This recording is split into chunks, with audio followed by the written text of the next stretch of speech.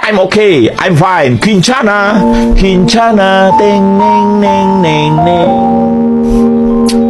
Ku menahan rasa sakit, rasa sakit. Few moments later.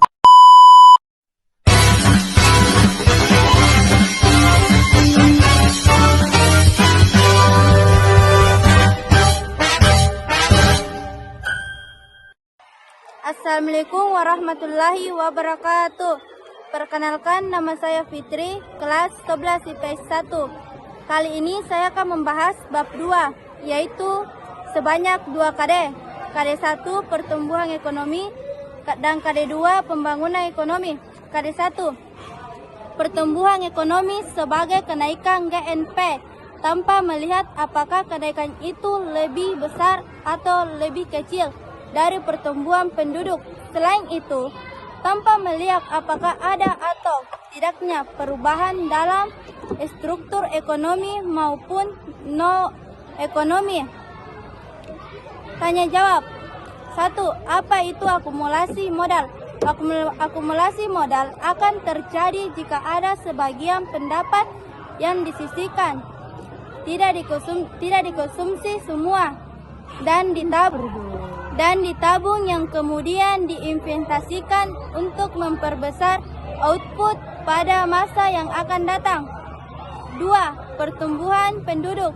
Pertumbuhan penduduk dan hal-hal yang berhubungan dengan kenaikan jumlah angkatan kerja, labor force, secara tradisional telah dianggap sebagai faktor yang positif dalam merangsang pertumbuhan ekonomi. 3. Jelaskan kemajuan teknologi. Kemajuan teknologi merupakan faktor yang paling penting bagi pertumbuhan ekonomi. 4. Ada 3 faktor yang penting dalam memengaruhi pertumbuhan ekonomi. 1. Akumulasi modal. 2. Pertumbuhan penduduk. 3. Kemajuan teknologi. 5.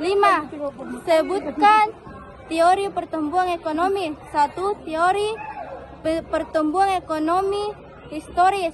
2. Teori pertumbuhan ekonomi klasik. 3. Teori pertumbuhan ekonomi neoklasik. A few moments later. KD 2. Pembangunan ekonomi berpendapat yang intinya bahwa pembangunan ekonomi adalah proses yang ditandai dengan meningkatnya pendapat nasional atau perekonomian negara dalam jangka panjang yang disertai dengan perubahan sosial. Pengertian pembangunan ekonomi. Pembangunan ekonomi adalah satu proses yang ditandai dengan meningkatnya pendapatan nasional suatu perekonomian negara dalam jangka panjang yang disertai dengan perubahan sosial. 2. Pembangunan sistem ekonomi kerakyatan. 1. Penciptaan iklim usaha yang sehat. 2. Peningkatan sumber daya manusia. 3. Penegakan hukum dan prinsip keadilan. 3. Perencanaan pembangunan ekonomi. 1. Perencanaan pembangunan ekonomi nasional mencangkup penyelenggaraan perencanaan makro semua fungsi pemerintah yang meliputi semua bidang. 4.